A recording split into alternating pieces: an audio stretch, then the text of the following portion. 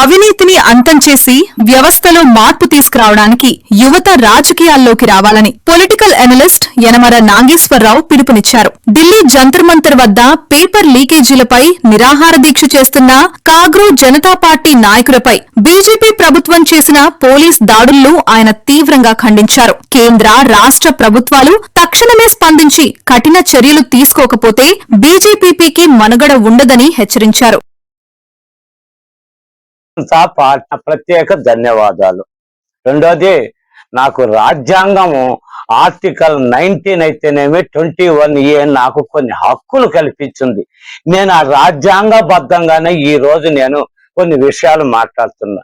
నిన్నటి రోజు సిజేపీ party, cockroach Janata party ఢిల్లీలో న్యాయమైనటువంటి ఆ రోజు నీట్ ఎగ్జామ్ లో పేపర్ లీకేజీని గురించి ఈ యొక్క భారతదేశంలో 140 కోట్ల జనాభాలో కొన్ని కోట్ల మంది యువత వాళ్ళ కష్ట నష్టాలు పడి యువత మీద ఆధారపడి తల్లిదండ్రులు వాళ్ళు చదివిస్తే ఆ పేపర్ లీకేజ్ లో లక్షల మంది జీవితాలు నాశనమైంది. దాని మీద వాళ్ళు కొంత యువత అయితే ఈ రాష్ట్రంలో ఈ యొక్క గాంజా మత్తు పదార్థాలతో కొంతమంది చదివి కూడా జీవితాలు నాశనం అయిపోతుండే. కొంతమంది మాత్రం బాధ్యతగా చదివి ఎగ్జామ్స్ రాస్తే వాళ్ళకి ఈ పేపర్ లీకేజ్ వల్ల వాళ్ళ జీవితాలు నాశనం అయిపోయి వాళ్ళు అల్టిమేటంగా గతం 20 రోజుల కిందట ఢిల్లీ జంతర్ మంతర్ దగ్గర వాళ్ళు నిరసనలు తెలియజేసి అల్టిమేటం ఇచ్చారు ఆ విద్యాశాఖ మంత్రిని రాజీనామా చేయమని. కానీ ఇప్పటి వరకు కదలిక లేదు కేంద్రంలో. ఇప్పుడు నిన్న వాళ్ళు కొన్ని లక్షల మంది కడుపు మండి అరే మా జీవితాలు ఏంది నాశనం అయిపోయింది, మాకు ఎప్పుడు న్యాయం జరగద్దని వాళ్ళు అక్కడ నిరసనలు తెలియజేస్తూ ఉంటే 45,000 మంది పోలీసులు పెట్టి వాళ్ళ మీద బాష్పవాయువులు ప్రయోగించి లాఠీచార్జీ చేసినారే మీరు. నిన్న అదే యువత మహిళలైతేనే యువత తలకాయలు పగిలి ఒళ్ళుతో కూడా హోనం అయిపోయి హాస్పిటల్లో ఉండాలి. ఇదా మీ పరిపాలన అని నేను మిమ్మల్ని క్వశ్చన్ చేస్తున్నాను. అంటే మీ విద్యాశాఖ మంత్రిని రాజీనామా కూడా చేయించలేని పరిస్థితుల్లో కేంద్రం ఉందంటే అంటే ఇంకొక 3 సంవత్సరాలు ఉంటుంది వాళ్ళకి ఆ పదవి. ఈ 3 సంవత్సరాల్లో ఇంకా కొరవా సలవా నాకే చేయాలన్నమాట ఈ ఆర్థిక వ్యవస్థని. ఇదా మీరు పరిపాలించేది? అయితే ఇప్పుడు యువతలో మార్పు వచ్చింది. ఇంకా మీరు ఏమి చేసినా కూడా ఇంకా మాత్రం నెక్స్ట్ అధికారం అనేది మీకు రాదు. నేను పదే చెప్తుంటా, యువత రాజకీయాల్లోకి రావాలని. యువత రాజకీయాల్లోకి వస్తేనే వ్యవస్థల్లో మార్పు అయితేనేమి అవినీతి అనేది అంతం కావాలంటే యువత రాజకీయాల్లోకి రావాల్సిందే తప్పకుండా కూడా. ఇంకా భవిష్యత్తు మాత్రం యువతదే.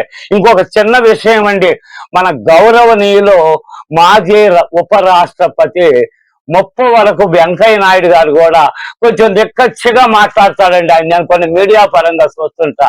ఈ మధ్య ఆయన కూడా నేను అంతకంటే ముందే యువత రాజకీయాల్లోకి రావాలని ఎన్నో ప్రెస్ మీట్ల ద్వారా చెప్పినాను. ఆ సార్ కూడా ఈ మధ్య ఒక ఆలోచనతో ఈ యొక్క వ్యవస్థల్లో మార్పు రావాలంటే యువత రాజకీయాల్లోకి రావాలని కూడా ఆ సార్ చెప్పటం జరిగింది. అయ్యా నేను మిమ్మల్ని గౌరవంగా మీరు ఎందుకంటే ఈ భారతదేశం మొత్తంలో కూడా మీ గురించి ప్రజలకు తెలుసు, నిజాయితీగా కొండబద్దలు కొట్టినట్టు మాట్లాడే వ్యక్తి మీరు. అయ్యా ఇప్పుడు మీరు మామూలుగా నేను రాజకీయాలకి దూరం అని కూడా ఈ మధ్య చెప్పటం నేను చూసిన. ఎంత దూరమైనా కూడా మీకు వాక్చాతుర్యం ఉంది, యువత కోసమే మీరు జీవిస్తున్నారు నాకు తెలుసు. అయ్యా ఇప్పుడు కేంద్రంలో ఈ యువత మీద ఈ నిర్దాక్షిణ్యంగా పోలీసులు పెట్టి దాడులు చేయిస్తే దాని మీద కూడా మీరు స్పందిస్తారని ఈ ప్రజలు ఎదురు చూస్తూ ఉన్నారు. మీరు ఏ విధంగా స్పందిస్తారో ప్రజలు గమనిస్తారు. రెండోది, ఈ రోజు ఎట్లా ఉందంటే అవినీతి, ఎక్కడ పట్టిన అవినీతి మీడియాలో వచ్చిన ఈ ప్రభుత్వాలు లెక్క చేయవు. ఈ మధ్యకాలంలో మీరు చూస్తా ఉన్నామండి, స్పీకర్ గా గౌరవనీయులు ఒక పవిత్రమైన అసెంబ్లీ స్పీకర్ గా పనిచేసిన తమ్మినేని సీతారాం గారు ఆయన అసెంబ్లీలో అప్పుడు అంత ఆవభావాలు అందరూ కూడా చూసినారని. అసెంబ్లీలో గతంలో ప్రతిభా భారతేజనేమి, అదే విధంగా యనమల రామకృష్ణుడు, తర్వాత కిరణ్ కుమార్ రెడ్డి గారు, తర్వాత నాదెండ్ల మనోహర్ గారు, వీళ్ళందరూ కూడా స్పీకర్లుగా పనిచేసి ఎంతో నిజాయితీగా ఆ యొక్క చట్టసభల్లో ప్రవర్తించారు.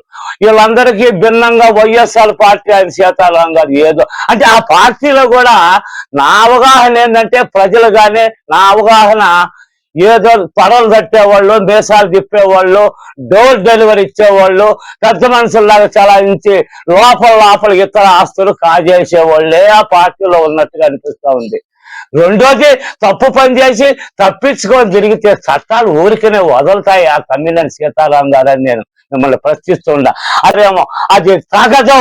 ఇంకా రోజుకి ఉద్యమం ఉధృతం కాకముందే అతన్ని పద్ధతిగా రాజీనామా చేయిస్తే మీ ప్రభుత్వానికి ఈ ఎన్డీఏ కూటమికి కొంతవరకైనా పూర్తి లేదండి భవిష్యత్తు మీకైతే కొంతవరకన్నా మీ పార్టీ పరువు ప్రతిష్టలు మిగులుతాయని నేను ప్రజల తరఫున ప్రజల్లో ఉండే ఆవేదనని నేను కాస్తో కోస్తో ఒక ఆలోచన పరుడుగా నేను మీ ముందుకొచ్చి నేను తెలియజేసుకుంటూ సెలవు తీసుకుంటున్నానండి.